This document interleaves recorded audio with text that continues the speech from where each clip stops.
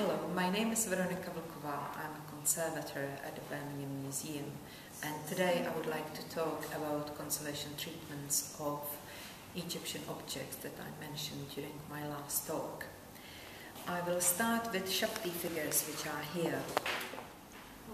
You can see here two Shakti figures, one which is before cleaning and the other one after cleaning.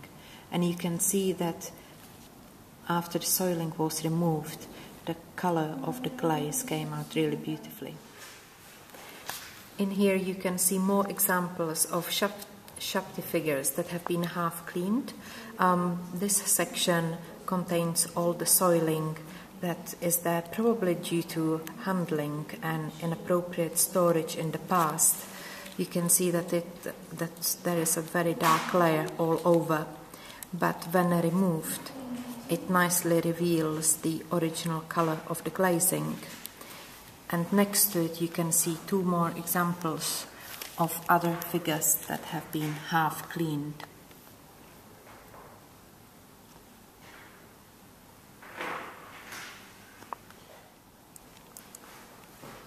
In this section you can see a small mummy.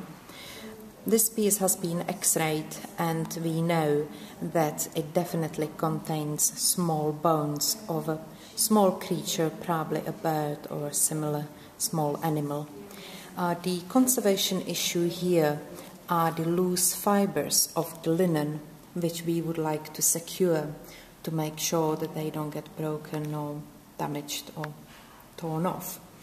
In order to keep them safely in place, we are going to use a netting, which you can see further down in here. This netting has been dyed to match the color of the linen, and when it's placed around the linen of the mummy, it won't be visible to the naked eye.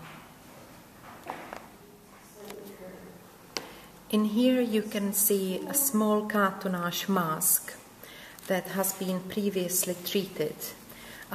Mainly what is very visible are the cracks that have undergone treatment before.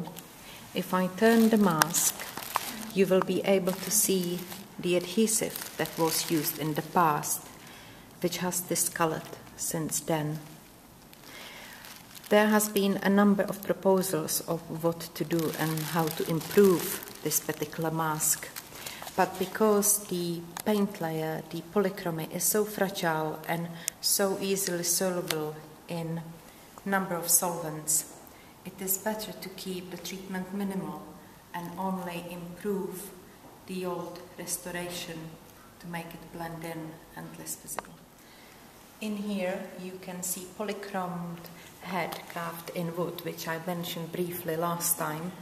And here you can nicely see the difference between an area which contains a layer of dust and dirt and area from which it has been removed. Most of the treatments here contain or comprise of removal of surface soiling, which this is a great example. Another example you can see next to the head, which is this canopic jar. Again, this surface contains all the soiling from handling and dust and dirt, and this section has been cleaned. Because it's alabaster and it's soluble in water, I have been using white spirit hydrocarbon solvents to remove the dust and dirt, because that doesn't affect alabaster in any way. Thank you for your attention, and we look forward to seeing you here in the museum on the 14th of July when the exhibition opens in Gas Hall.